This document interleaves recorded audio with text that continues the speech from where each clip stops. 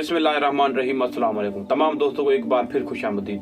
दोस्तों, आज की इस वीडियो में हम आपको मलका बरतानिया और मुंशी अब्दुल करीम की मोहब्बत की कहानी बताएंगे। मलका बरतानिया ने जिंदगी के 13 बरस हिंदुस्तानी मुंशी अब्दुल करीम के साथ गुजार दिए। शुरू से अब्दुल करीम इंडिया के शहर आगरा से बरतानिया मलका की खिदमत के लिए भेजे गए थे, लेकिन धीरे धीरे इनमें मोहब्बत का ये रिश्ता कायम हो गया। तमाम मुखालफत के बावजूद इनका रिश्ता ताउम्र जारी रहा।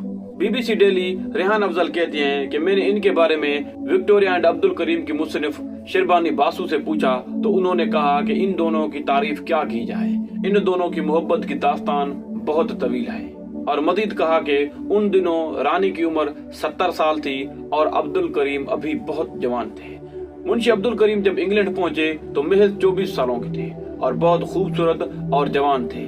इन दोनों में यकीनन कशिश थी। मलका विक्टोरिया की गोल्डन जुबली तकरीब में आगरा से 2 टेबल वेटर भेजे गए थे। उनमें से अब्दुल करीम का नाम भी मुंतखब किया गया था। मलका विक्टोरिया को इंडिया के बारे में मालूमात हासिल करने का बहुत शौक रहता था। मुंशी अब्दुल करीम मलका के लिए एक तरह से तो पूरा हिंदुस्तान बन गया था। ये ताल्लुक 2 अफरादों में नहीं बल्कि 2 मुल्कों में करीबी लाने के बराबर था। कभी कभी तो मलका विक्टोरिया मुंशी अब्दुल करीम की बहुत क्लोज फ्रेंड भी लगती थी और कभी कभी लगता था कि इनका रूहानी रिश्ता है। मलका विक्टोरिया अब्दुल करीम के कुछ लेटर्स में लिखती हैं कि तुम नहीं जानते कि मेरे लिए तुम कितनी अहमियत रखते हो। और मलका विक्टोरिया जो अब्दुल करीम को खत लिखती थी उसके आखिर में 3 बनाती थी, जिसका मतलब है बोसा यानी कि किस वगैरह। और ये बात तो बहुत ही दिलचस्प है कि मलका विक्टोरिया एक आम आदमी को सरेआम खत लिखती है। शुरू में अब्दुल करीम आगरा की जेल में एक क्लर्क थे जिसकी 60 रुपए माहाना तनख्वाह थी और इनके वालिद उसी जेल में हकीम थे। जब मलका विक्टोरिया की सिल्वर जुबली की तकरीब करीब आई तो आगरा के जेल सुपरिंटेंडेंट ने तोहफे के तौर 2 मुलाजिम भेजे। इन दोनों में से अब्दुल करीम भी था। इन दोनों मुलाजमों के लिए सिल्क की वर्दियां सिलवाई गईं और पगड़ियां पहनवाई गईं, क्योंकि जेल सुपरिंटेंडेंट चाहता था ये पूरे इंग्लैंड में अलग लगे। उसी वक्त मलका ने अब्दुल करीम को देखा और इनसे बहुत करीब हो गई।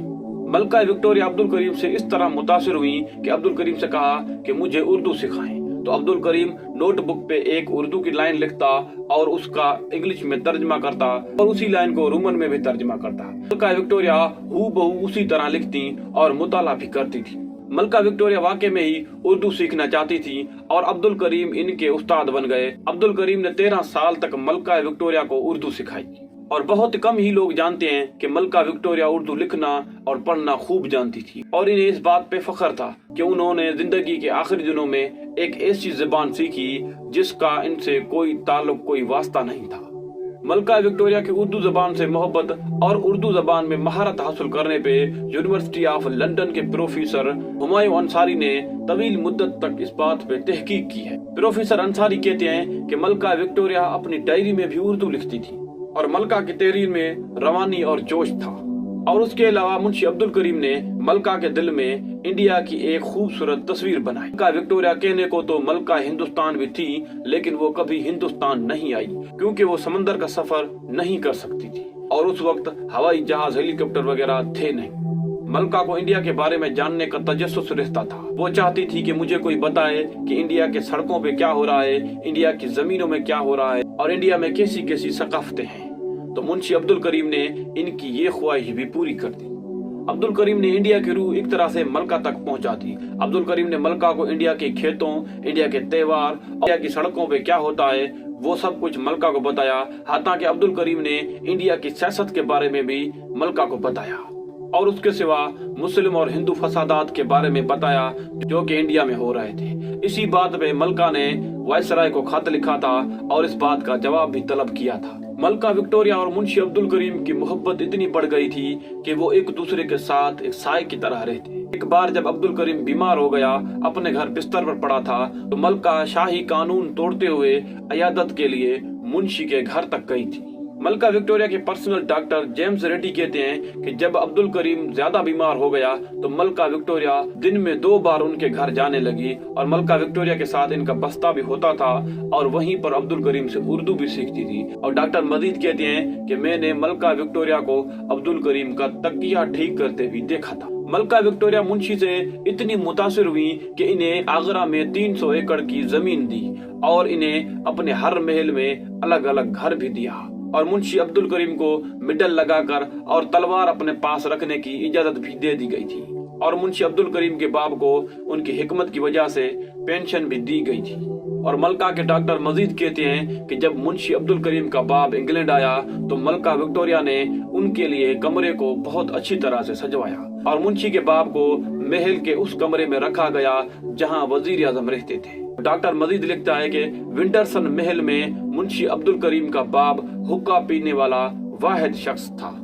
मलका और अब्दुल करीम की कुर्बत का नतीजा ये निकला कि महल में हर आदमी अब्दुल करीम का मुखालिफ बन गया और हर तरह से मलका के कान भरे जाते थे। हालात इस तरह बिगड़ गए कि महल में मौजूद लोगों ने कहा अगर मलका विक्टोरिया मुंशी अब्दुल करीम को यूरोप के ट्रिप पर ले जाती है तो हम अपने ओहदों से इस्तीफा दे देंगे।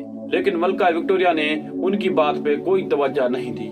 मलका विक्टोरिया मुंशी अब्दुल करीम को अपने साथ यूरोप के ट्रिप पर भी ले गई थी। मलका विक्टोरिया के करीबी लोग अब्दुल करीम की इतनी अहमियत और इज्जत देखकर अब्दुल करीम से जलते थे और कहते थे कि एक मामूली से आदमी को इतनी इज्जत क्यों दी जा रही है। सवाल ये उठता है कि मलका विक्टोरिया और मुंशी अब्दुल करीम के दरमियान कोई मोहब्बत का रिश्ता भी था, लेकिन शेरबानी बासु कहती हैं कि नहीं, ऐसा कहीं पर भी जिक्र नहीं किया गया। लेकिन इन दोनों के पीठ पीछे ऐसी बातें होती थी कि इनमें मोहब्बत का रिश्ता भी है। लेकिन उसके अलावा एक रोज मलका मुंशी अब्दुल करीम को अपने साथ हालैंड के कॉटेज के एक कमरे में भी ले गई थी। इन दोनों में कोई जिस्मानी रिश्ता था ये तो हम नहीं कह सकते, क्योंकि ये सिर्फ इन दोनों के बीच में ही होगा, लेकिन इन दोनों के दरमियान एक रूहानी रिश्ता कायम था। इस बात का इशारा मलका की तहरीर में मिलता है, क्योंकि वो दिन में 6 बार करीम को खत लिखती थी और उन खतों में कहती थी कि आओ मुझे गुड नाइट कह जाओ वगैरह वगैरह। अब्दुल करीम हर वक्त मलका के साथ नजर आते थे। अब्दुल करीम से पहले मलका के मुंशी जान बिराओ थे, जिनसे मलका की बहुत गहरी दोस्ती थी। मलका और करीम के बारे में भी ये कहना दुरुस्त होगा कि इनकी बहुत गहरी दोस्ती थी, लेकिन इनकी पीठ पीछे लोग बहुत बातें करते थे। 22 जनवरी 1901 को जब मलका विक्टोरिया की वफात हुई तो उनके करीबी रिश्तेदार, उनका फर्जंद, उनके जानशीन एडवर्ड 7 और उनकी एहलिया एलेक्जेंडर और उनके बेटों पोतों और उन लोगों को मदऊ किया गया जो मलका के बहुत करीबी रिश्तेदार थे। शहजादे एडवर्ड ने अब्दुल करीम को रानी के सोने के कमरे में दाखिल होकर उनको खिराज पेश करने की इजाजत दी, लेकिन मलका की मौत के बाद अब्दुल करीम पे भी मुसीबतों का पहाड़ टूट पड़ा। अब्दुल करीम के घर पे छापा मारा गया और इनसे कहा गया कि जो मलका ने खत इन्हें लिखे थे इनके हवाले करें, और बाद में उन खतों को आग भी लगा दी गई थी। उस वक्त अब्दुल करीम के घर में इनकी एहलिया, इनके भतीजे और खानदान वाले भी थे और अब्दुल करीम से कहा गया कि बर्तानिया छोड़कर इंडिया चले जाएं। और अब्दुल करीम वापस इंडिया आकर मलका की दी हुई जमीन पर रहा और उसके बाद 1909 में अब्दुल करीम भी इस दुनिया से जा बसे। दोस्तों, ये थी अब्दुल करीम और मलका विक्टोरिया की मोहब्बत की कहानी। इन दोनों में एक रूहानी रिश्ता कायम था। दोस्तों, अगर आपको हमारी ये वीडियो अच्छी लगी तो चैनल को सब्सक्राइब करें, वीडियो को लाइक करें और कमेंट जरूर दें। तो मिलती है किसी और वीडियो में, तब तक के लिए करामत अली को दीजिए इजाजत। अल्लाह हाफिज।